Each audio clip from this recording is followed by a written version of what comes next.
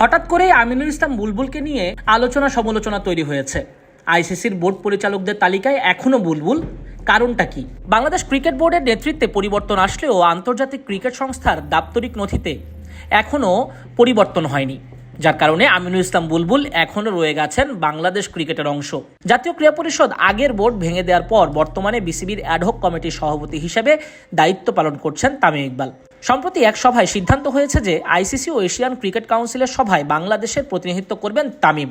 সাধারণত প্রতিটি পূর্ণ সদস্যের ক্রিকেট বোর্ড প্রধানরাই আইসিসির বোর্ড সদস্য নির্বাচিত হন, তবে আইসিসির অফিসিয়াল ওয়েবসাইটে বোর্ড সদস্যদের তালিকায় এখনও বিসিবির প্রতিনিধি হিসেবে আগের সভাপতি বুলবুলের নামটাই শোভা পাচ্ছে। সাধারণত কোনো দেশের বোর্ড প্রধান পরিবর্তন হলে আইসিসিকে অবহিত করার পর তারা ওয়েবসাইট হালনাগাদ করে, যা এখনও বাংলাদেশের ক্ষেত্রে সম্পন্ন হয়নি। শুধু বিসিবিই নয়, ভারতীয় ক্রিকেট বোর্ড বিসিসিআইয়ের প্রধান পরিবর্তন হলেও তথ্য হালনাগাদ করেনি আন্তর্জাতিক ক্রিকেট সংস্থা। মিঠুন মানহাস বিসিসিআইয়ের বর্তমান প্রেসিডেন্ট হলেও আইসিসির বোর্ড পরিচালকদের তালিকায় এখনও আছেন দেবজিৎ সাইকিয়া ও রজার বিনি, অথচ বর্তমান চেয়ারম্যান জয় শাহ, বর্তমান প্রধান নির্বাহী সংযোগ গুপ্তা আর ডেপুটি চেয়ারম্যান ইমরান খাজার নাম দেখা গেছে আইসিসির ওয়েবসাইটে। তাই আমিনুল ইসলাম বুলবুলের আইসিসি ডিরেক্টর হবার ঘটনাটা নতুন নয়, এটা স্রেফ পুরোনো খবর। তথ্য হালনাগাদ করলে এখানে ঢুকে যাবে তামিমের নাম।